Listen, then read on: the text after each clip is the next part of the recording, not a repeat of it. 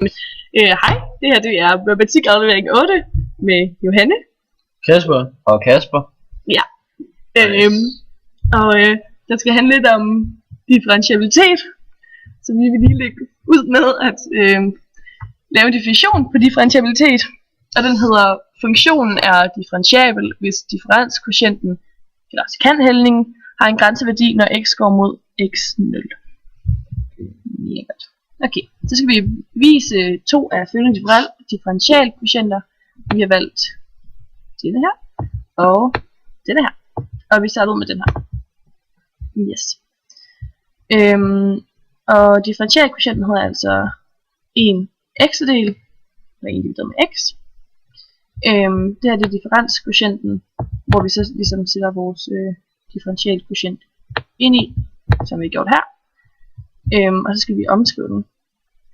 Og for at omskrive den skal vi bruge nogle forskellige brøkregler. Først så går vi herover, hvor vi kan se, at man må, hvor der er ligesom en regel, der hedder, at man må ligesom gøre alt muligt, men man skal gøre det både i tælleren og nævneren. Så her har vi ganget med x0, både i tælleren og nævneren, og herover har vi ganget med x, både i tælleren og nævneren. Så har vi ligesom fået det sammen herover, fordi at 1 gang x0 giver x0, og 1 gang x giver x. Ja, og så bliver den ligesom omskrevet til det her til sidst. Og så skal vi igen omskrive den, gøre den lidt mindre.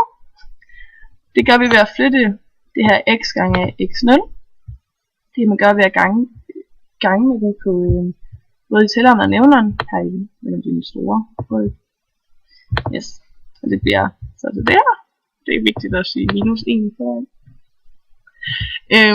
Og den kan man så ligesom forkorte, fordi at de to parenteser, både tælleren og nævneren, de går ud med hinanden. Så derfor kommer man til sidst til at hedde minus 1 divideret med x gange x0. Og det er altså vores differenskvotient. Ja, for sekanten. Tredje trin, det er så at lade den gå mod x0, altså lade x gå mod x0. Det gør vi her ved at sætte x0 ind på x plads. Og så hedder så minus 1 divideret med x0 gange x0, hvilket også skal være minus 1, eller minus 1 divideret med x0 i anden. Det er så det samme. Det vil altså sige, at vores differenskvotient her har en grænseværdi, og derfor er det minus 1 divideret med x0 i anden. Og g mærke af x, eller ja, mellem g x differentieret, altså minus 1 divideret med x0 i anden. Det kan man så efterregne i Mabel, og det er rigtigt. Yes. Og så? Nice. Okay. Så er det så KP's tur til at hygge sig lidt her. Og jeg har så valgt at bruge formlen, eller differentialkvotienten ax plus b.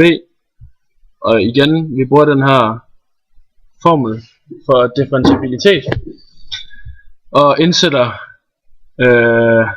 vores differentialkvotienter. Så den starter med at se sådan her ud. Det kan vi så omskrive ved at fjerne b, da de går ud med hinanden. Og så har vi så tilbage a gange x minus a gange x0 divideret med x minus x0. Og det vi så skal have gjort, det er at vi skal have isoleret a fra den her ligning, da vi gerne vil have a til at stå alene. Så det vi gør, det er at vi sætter a uden for en parentes, som vi har gjort her, da det vil give samme resultat som det der står heroppe. Og det gør så at x minus x0 her, det går ud med x minus x0 hernede. Så tilbage der har vi vores sekant er lige med a. Og så skal vi jo så lade vores x gå mod x0. Og når vi gør det, så går vores sekant mod a. Og det vil så sige at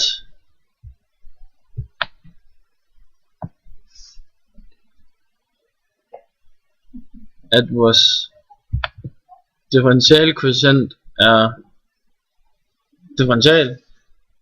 At vores Differentiabel. funktion er differentiabel. Ja, at vores funktion er differentiabel. Ja. Eller når x går mod x0, hvad er det? Det var det. Hej. Ja, og nu vil vi så give 2 eksempler, hvor vi bestemmer differentialkvotienten for en funktion ved hjælp af vores regler. Og den første, det er så den her funktion, og hvor vi ligesom her, hvor vi differentierer først det her x i tredje. Og det gør vi ved den, der hedder, at vi trækker det x er opløftet i ned foran x'et, og ganger det sammen med det, hvorefter vi trækker 1 fra det opløftede tal, potensen. Så herefter har vi det her, der skal differentieres, og der gør vi så det samme som før, bortset fra at vi den her gang ganger den nye kvotient sammen, og så samtidig trækker det opløftede fra med 1, og det giver så 1, så det kan vi fjerne, som vi ser hernede.